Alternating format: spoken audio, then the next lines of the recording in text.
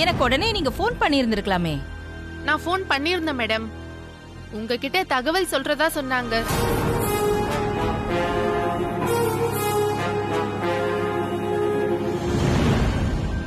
அப்படியா?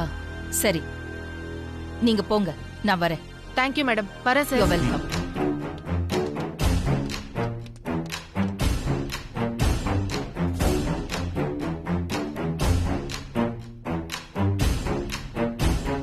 ஜெயில இருந்து வனஜாவை பத்தி உங்ககிட்ட போன்ல சொல்லிருக்காங்க.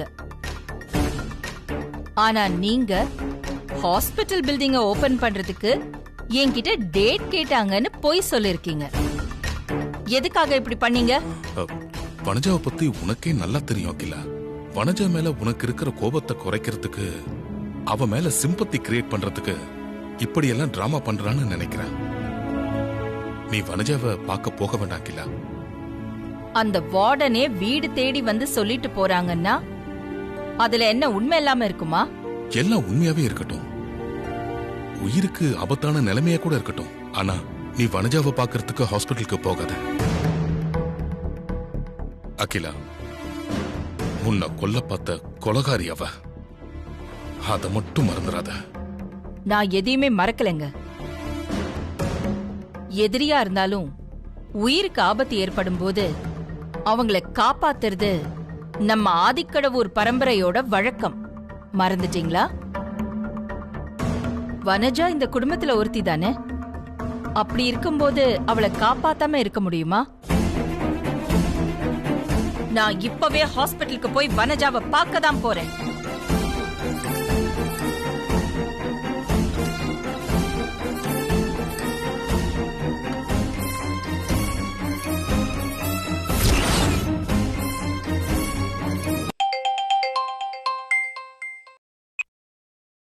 ஹலோ ஐஸ்வர்யம்மா.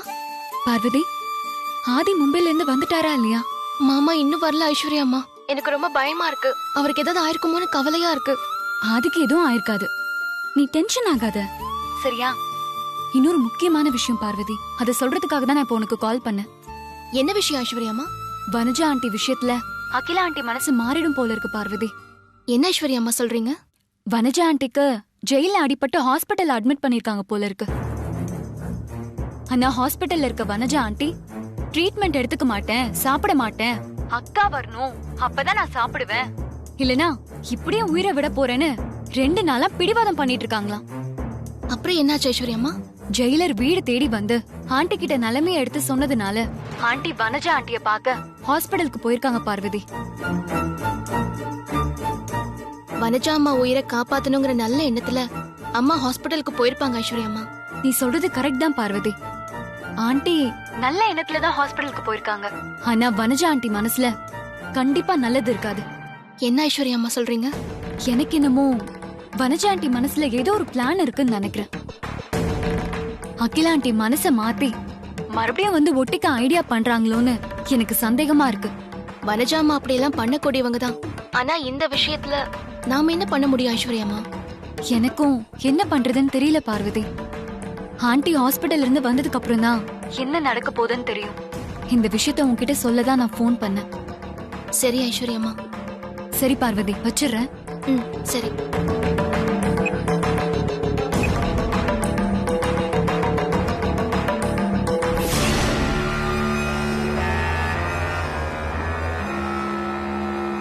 என்னாச்சு? அகிலாண்டேஸ்வரி மேடம் வீட்டுக்கு போய் நேர்லயே சொல்லிட்டு வந்தாச்சு. அவங்க இப்ப வந்தாதான் இதுக்கு ஒரு முடிவு தெரியும். வனஜாவோட ரூம் எங்க? ஸ்ட்ரெயிட்டா போய் லெஃப்ட்.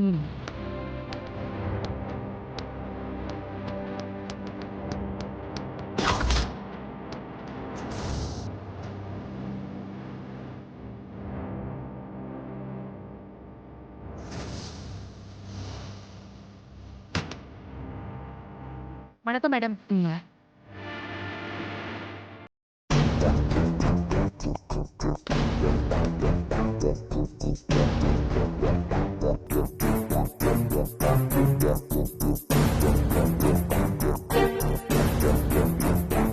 எப்படி இருக்கா?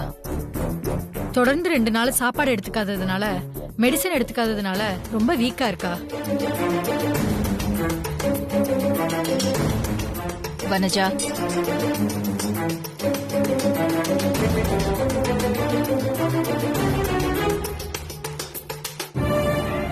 அக்கா அக்கா பாத்து மெதுவா. வந்துட்டீங்களா அக்கா?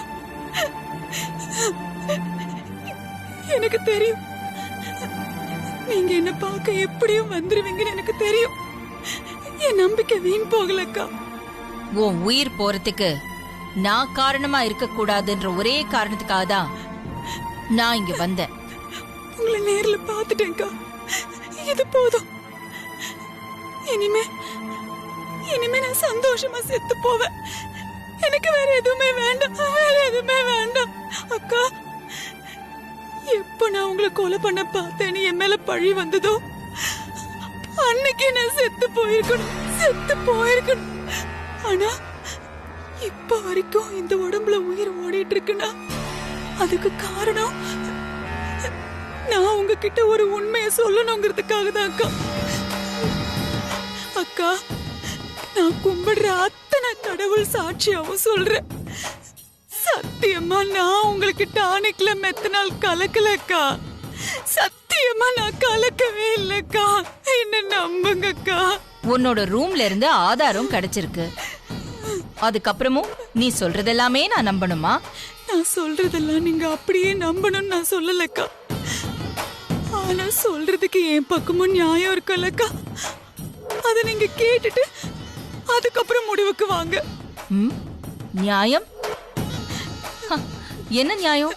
நம்ம வீட்ல இருந்த எல்லாரும் உங்களுக்கு நம்பிக்கை துரோகம் பண்ணப்ப உங்களுக்கு நம்பிக்கையா நான் மட்டும் தானக்கா உங்க கூட இருந்தேன்.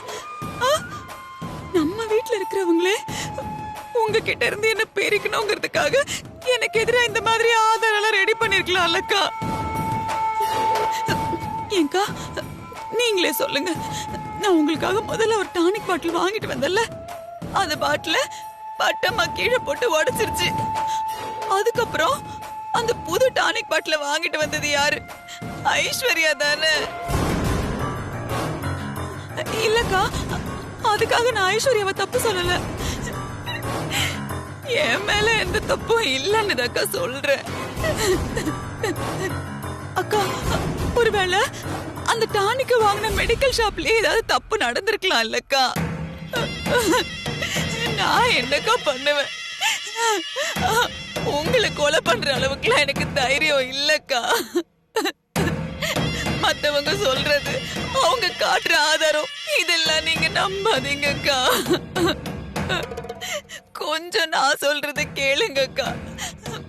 நான் சண்டைக்காரிதான், கோபக்காரிதான், அதுக்காக கொலைக்காரிலாம் இல்லக்கா. என்ன நம்புங்கக்கா, ப்ளீஸ் என்ன நம்புங்க. ஆரம்பிங்க. நர்ஸ், டிப்ஸ் போடுங்க. சரிங்க டாக்டர். கை காட்டுங்க. எனக்கு அதெல்லாம் ஒண்ணு வேணாம், போங்க. நான் இப்படியே செத்து போறேன். நான் இவ்வளவு சொல்லியும் அக்கா என்ன நம்பலல்ல. இனிமே நான் யாருக்காக உயிரோட இருக்கணும், எதுக்காக உயிரோட இருக்கணும்? என்ன கொன்னுடுங்க, என்ன கொன்னுடுங்க. எனக்கு எதுவும் வேணாம், என்ன கொன்னுடுங்க. வனஜா, டாக்டர், நீங்க உங்க ட்ரீட்மெண்ட் ஆரம்பிங்க. Okay madam.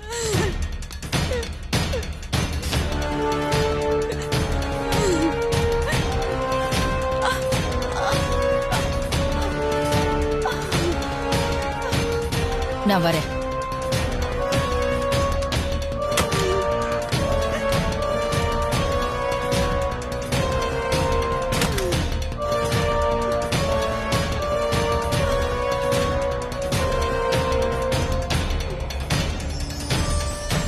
போலாம் மேடம்.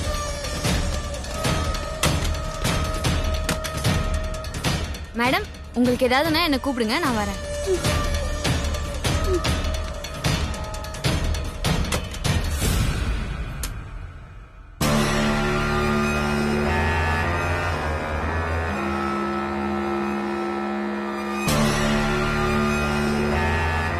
அகிலா, வந்தல்ல வந்தல்ல வர வச்சல.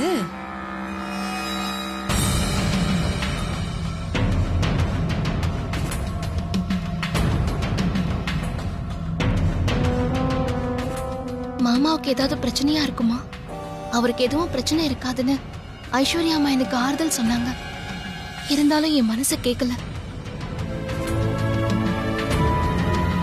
அவருக்கு என்ன பிரச்சனைன்னு தெரிஞ்சுக்க பிள்ளையார் வட்டம் போட்டு பாத்துடலாம்.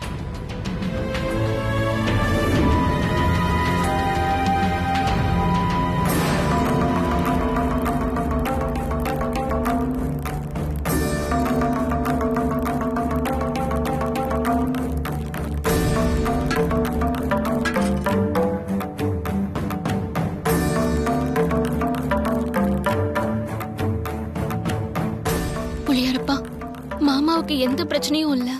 அவர் நல்லா இருக்காருன்னா வட்டம் நல்லபடியா ஒண்ணு சேரணும்.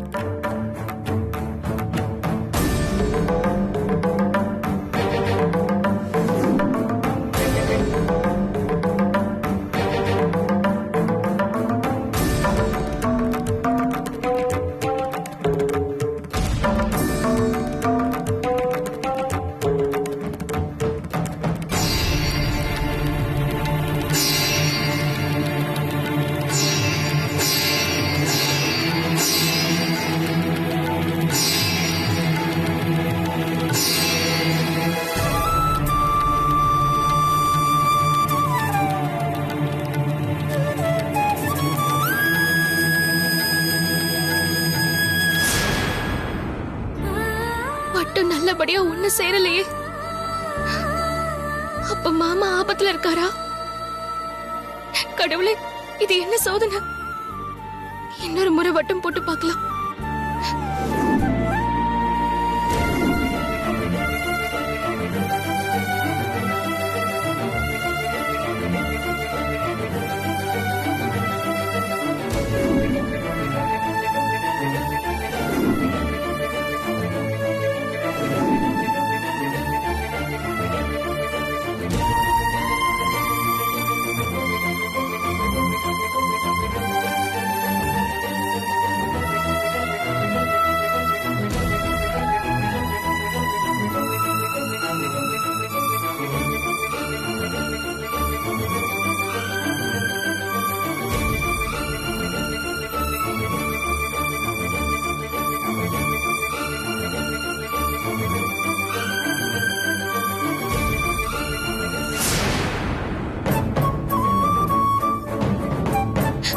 என்னது, ரெண்டாவது தடவையும் வட்டம் ஒண்ணு சேரல.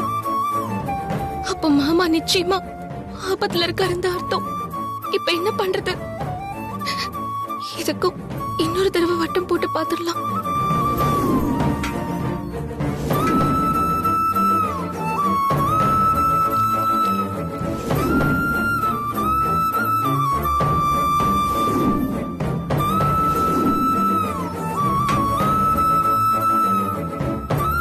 கடவுளே, மாமாவுக்கு எதுவும் ஆயிருக்க கூடாது. அவர் நல்லபடியா இருக்காரா, ஆபத்துல இருக்காரான்னு எனக்கு தெரியணும். நீதான் அதுக்கு அருள் புரியணும். இந்த முறை வட்டம் ஒண்ணு சேர்ந்துட்டா மாமா நல்லா இருக்காருன்னு அர்த்தம்.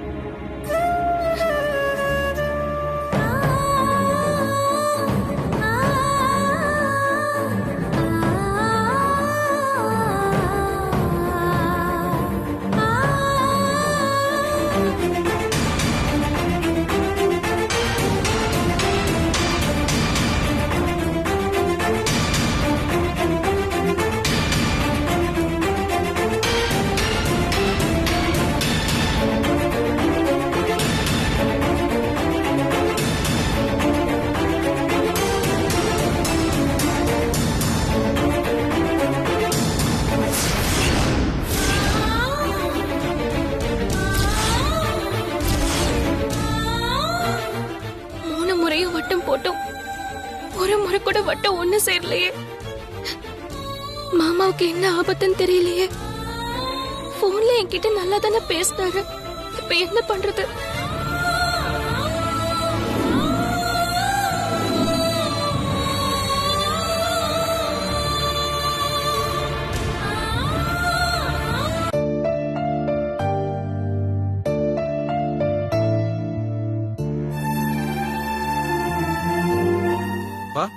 என்னாச்சு? ஏன் இவ்வளவு டென்ஷனா இருக்கீங்க?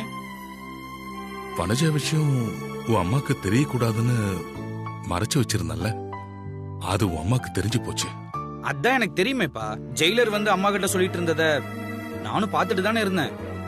எல்லாத்தையும் தெரிஞ்சுக்கிட்டு அப்புறம் எதுக்காக எதுவும் தெரியாத மாதிரி கேட்டுக்கிட்டு இருக்க? கோச்சுக்காதீங்கப்பா. வனஜா சித்தி விஷயத்த அம்மா கிட்ட சொல்லாம மறைச்சத அம்மா தான் உங்க மேல பெருசா எதுவும் கோவப்படல இல்லப்பா. அப்புறம் எதுக்காக இப்படி டென்ஷனா இருக்கீங்க? பிரச்சனையே அதுதான். உன் அம்மா கோபப்பட்டு பேசிட்டு போயிருந்தா விஷயம் அதோட முடிஞ்சிருக்கும். திரும்பி வந்து என்ன பண்ண போறாளோ தெரியல. சரிப்பா, உங்க விஷயத்தை விடுங்க. சித்தியோட விஷயத்துல அம்மா என்ன முடிவு எடுக்க போறாங்கன்னு தெரியலையே. ஆமா அருண், அத நினைச்சுதான் நான் ரொம்ப குழப்பத்துல இருக்கேன். வனஜா சென்டிமெண்டா பேசி அழுது டிராமா பண்ணி உன் அம்மா மனச மாத்திருந்தா என்ன பண்றது?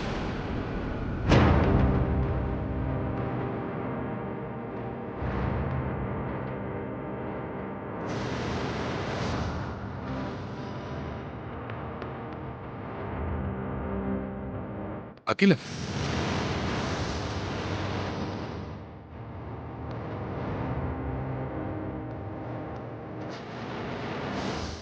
நீ வனஜாவை பார்த்துட்ட போல இருக்கு. வனஜா விஷயத்துல நீ மனசு மாறிட்டேன்னு நினைக்கிறேன். இத கொஞ்சம் கூட நான் எதிர்பார்க்கல அகிலா. நான் அப்படி என்ன மனசு மாறிட்டேன்? நான் வந்தாதான் வனஜாவுக்கு ட்ரீட்மெண்ட் கொடுக்க முடியும், உயிரை காப்பாத்த முடியும்னு வார்டன் வந்து சொல்லும் போது என்னால முடியாது, நான்லாம் வரமாட்டேன்னு சொல்ல முடியுமா? இருந்தாலும் வனஜா விஷயத்துல யோசிச்சு முடிவு எடுத்திருக்கலாம். எதிரியா இருந்தாலும் ஆபத்துன்னு வந்து உதவி கேட்கும் போது உதவி பண்ணிதான் இந்த அகிலாண்டேஸ்வரிக்கு பழக்கம். வனஜா எதிரி இல்ல அகிலா, நம்பிக்கை துரோகி. துரோகியா இருந்தாலும் வனஜா இந்த ஆதிக்கடவுர் குடும்பத்தை சேர்ந்த ஒருத்தி. அதனாலதான் நான் அவளை போய் பார்த்துட்டு வந்தேன். உன்னை பார்த்து சென்டிமெண்டா பேசி அழுது டிராமா பண்ணிருப்பாளே. சென்டிமெண்டா பேசி அழுது டிராமா பண்ணியெல்லாம் என்னை ஏமாத்த முடியாது. வனஜா விஷயத்துல நான் ஏமாந்துருவேன், இல்ல வனஜா என்ன ஏமாத்திடுவான்னு நீங்க பயப்பட வேண்டியதில்லை. எந்த விஷயத்துல என்ன முடிவெடுக்கணும்னு எனக்கு நல்லாவே தெரியும். இப்ப சொல்றேன், வனஜா விஷயத்துல யாரும் எனக்கு அட்வைஸ் பண்ண தேவையில்லை. இதுக்கப்புறம் யாரும் என் கூட பேச தேவையில்லை.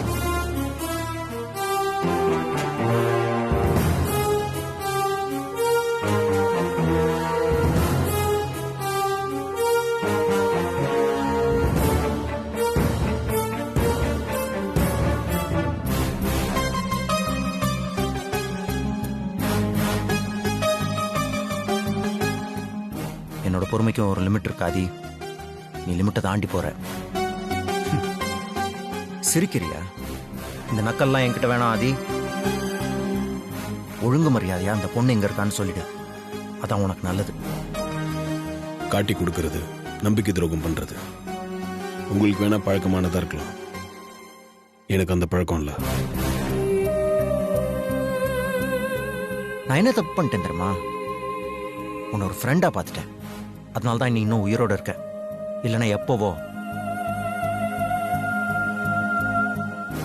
உங்களால என்ன பண்ண முடியுமோ பண்ணிக்க. ஆதி,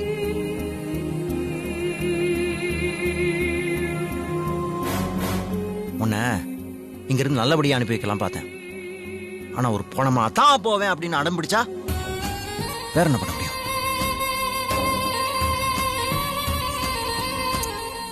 உனக்கு நான் எக்ஸாக்டா 1 hour தரேன். Exactly 60 minutes. அதுக்குள்ள அந்த பொண்ணு எங்க இருக்கான்னு நீ எனக்கு சொல்லி ஆனும்.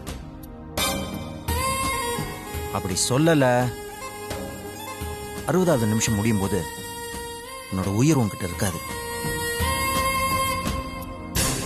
Your 60 minutes countdown starts now.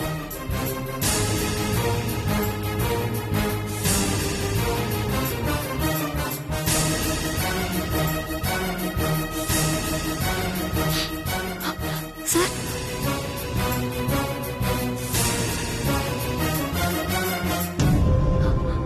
என்ன சார் இது? திடீர்னு ஜேக்கு 1 hour டைம் கொடுத்துட்டு போறா. இப்ப என்ன பண்றது சார்?